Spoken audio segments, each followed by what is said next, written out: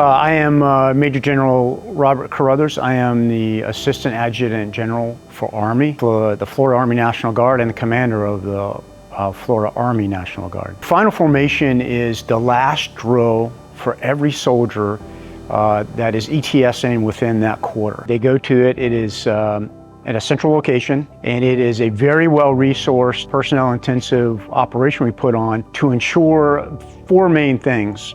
First, to thank those soldiers for their service appropriately and give them recognition. I go to every one of them and personally thank them, give out awards. The second thing we do there is to ensure all soldiers are out-processed correctly. All soldiers that are ETSing are out-processed correctly. All their paperwork is correct, their DD-214s and everything else, and so that they have a clean transition. The third thing is to make sure they understand all of the benefits that they are entitled to as a veteran are locked in and they understand them. In addition to explain to them all of the services that they're now eligible for that other providers, NGOs, and other sorts of organizations that cater to veterans, all of those services are eligible to. We introduce them there. There are many tables they can go to and talk about it. So there are a lot of other benefits. So that's the third thing. The fourth thing, and potentially the most important, is really we ask them to consider re-enlisting and provide them and tell them and explain to them all of the opportunities that they potentially have that they may not have otherwise known about prior to coming to final formation. We need great soldiers. We certainly want soldiers who are already trained and experienced like they are. And I present and the team presents all of the other things that we can do for them that, again, they may not have considered, such as changing their duty station, changing their MOS if they want a particular school. We even, in some cases, they can go to another service. And so we really want to keep those experienced, trained soldiers.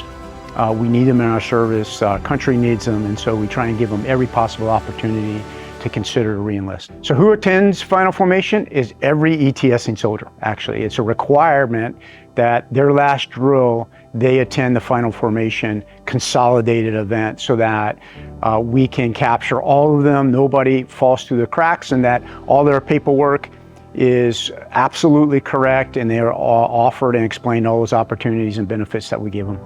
Veterans they're entitled, as they're ETSing, they're entitled to all sorts of benefits depending on how long they served. For instance, there's the GI Bill, they could actually have VA benefits for health benefits. So those type of benefits that they get that come with just being in the service. The part I will harp on again is that they actually, if they reconsider re-enlisting, we really lay out the gambit of every possible benefit to re-enlisting. Sign-on bonuses, change of duty station, a change of an MOS if they want to do that, a specialty school. We lay all of that out for them, and we actually try and get it to them right there. We have the G3 shop, we have our R&R battalion, we have all MSCs there. And if a soldier wants to change MOSs or go to a different duty station, we literally can put them in school right there with a date or transfer them over to another unit right there. So it really is the best and that's why we do it, and we spend a lot of time and effort to do that. So right there, we can give them what they want. They have it in writing, and they can re-enlist right there on the spot and have it all done so that they can continue the career perhaps in another capacity or stay, if they want, stay in what they're doing. We need our citizens to serve. Our soldiers are the greatest in the world. Really, our country needs you, the state needs you. There is really no better feeling than serving your state and nation. We are the greatest nation in the world. We have the greatest freedoms and the greatest prosperity, bar none even today. And it is because of the men and women in uniform we have today who step up and serve our nation, protect our freedom and our rights. And we really don't understand oftentimes how precious that is and how fleeting that is if there is not somebody there willing to make the sacrifice and give back.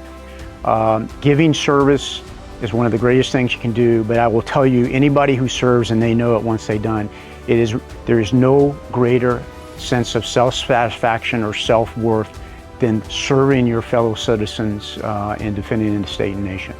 So it is really one of the greatest and often most unspoken benefits of serving and wearing the uniform.